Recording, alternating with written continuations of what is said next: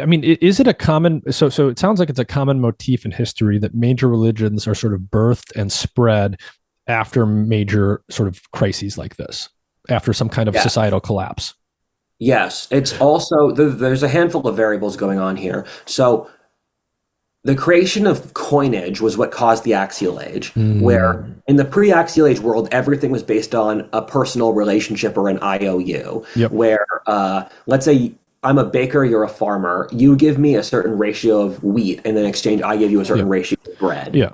And we have an IOU based off that. Everyone knows the IOU system with a coin. As soon as you have a coin, that's no longer necessary. So Exactly. the social microstructure literally gets disintegrated. Yes. And so all the axial age thinkers like Confucius or Buddha or Socrates, we have them writing about how bad the degeneracy was, where just slavery, uh, sexual degeneracy, wars of genocide, exploitation, people being just casually mean to each other. And then the axial age religions developed as a reaction to that. And you develop these religions when you have a big empire, because in India and China, their axial age philosophies just became the religions. That's Taoism, Confucianism, Buddhism, Hinduism.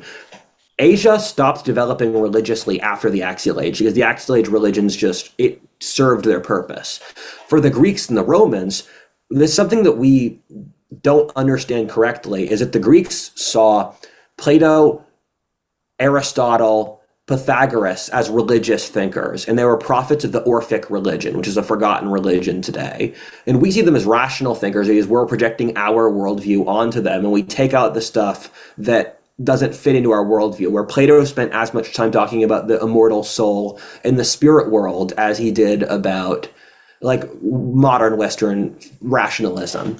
And the reason that though the Greek philosophers didn't evolve into a religion and Christianity took over the West is that you develop religions in large empires where people feel their position in the status hierarchy is low because it's this continental sized empire.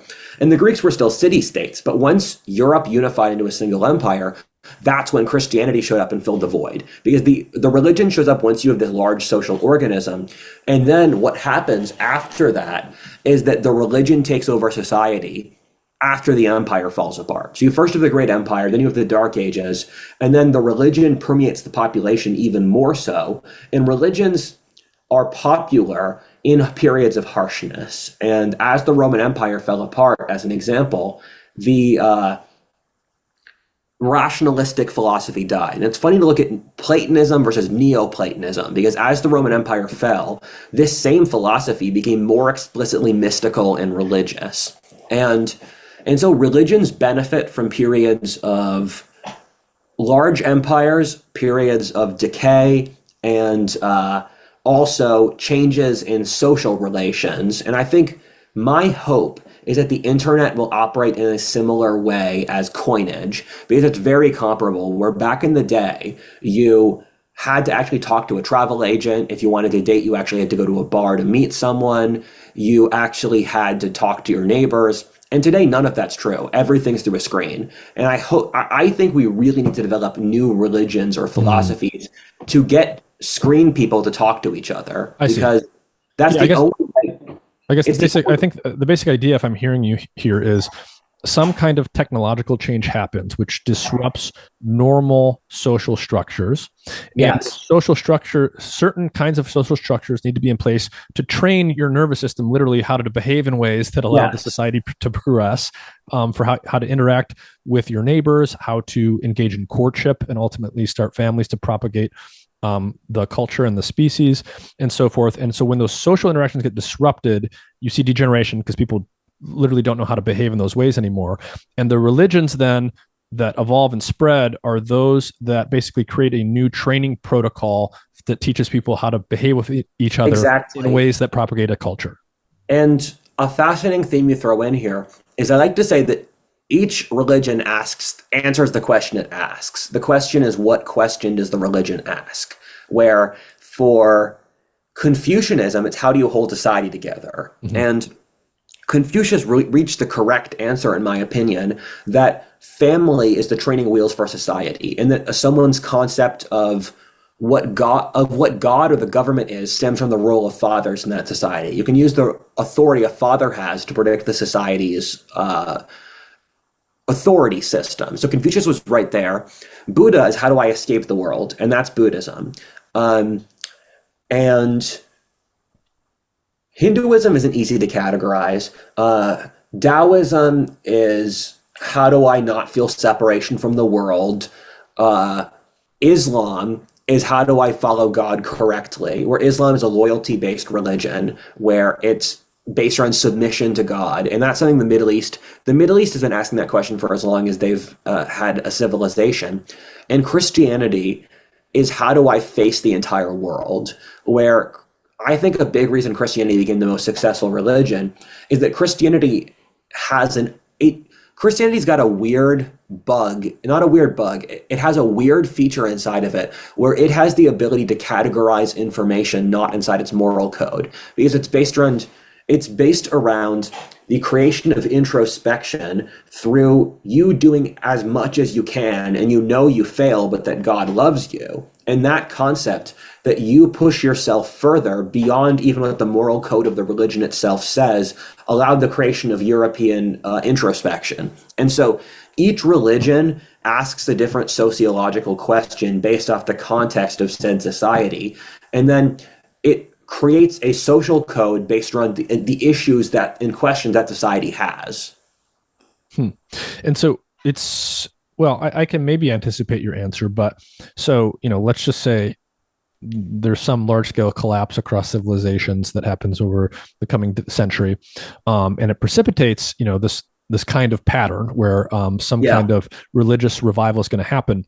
To what extent do you think, because, as people are fond of saying, history doesn't necessarily repeat, but it often rhymes. Do you think truly novel religions will spring up that answer questions that are sort of unique to our time in history and our technologies and things like that? Or do you think that collapses around the world will enable pre-existing religions to spread further? It's a combination. If you want to look at the axial age, was that the answer you expected me to say? Well, I think I was expecting you to say that to some extent, probably something new will have to come. Yeah. I think it's a combination. Something new will have to come. I think some of the old religions will mutate to survive. And an example of this happening is Hinduism, where what happened in India in the ancient world was you had the old gods under the Brahmin priest class. Buddhism was a reaction against that. Buddhism started to win, and then the old priest class took ideas from Buddhism, created Hinduism, beat Buddhism. So that's an example of a very incestuous religious battle in which in Hinduism, Buddhism is a sect of Hinduism, but Buddhists don't see themselves as a sect of Hinduism. And so the Buddha is a Hindu saint, but the Hindu Buddha is unrecognizable from the Buddhist Buddha. India is the exception. That's one of my rules. India's rule is that it's always the exception to every rule. But so that's an example of the old gods winning. And I think some religions will mutate and survive. I think the three ones I put the highest bet on survival are Christianity, Islam, and Hinduism.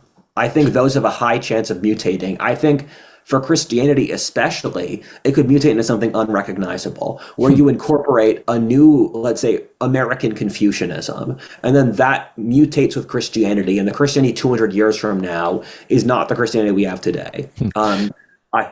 And do you say that because Confucianism emphasizes family so much, and that if we go through some kind of population collapse, which springs from the dissolution of normal family bonds, that we would have to reinvigorate something like that in order to reemerge? So that's a very smart point, and I see that, but it's not what I was thinking.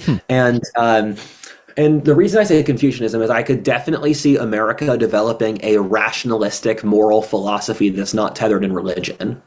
And I think like a Jordan Peterson is definitely attempting that. And I think if something like that didn't clash with Christianity explicitly, I think that it would do very well, because I think there's lots of people in America. So 90% of Americans believe in God, and that means there's this active yearning for spirituality. And I think Europe and America are different in that America is still on a social basis more Christian than Europe is. It's just the Christian social institutions can't keep up with what the public wants. So I could see some addendum to Christianity showing up here, and then that balances out the equilibrium. I think these are some random bets. I think a new religion will come out of Eastern Europe and Japan.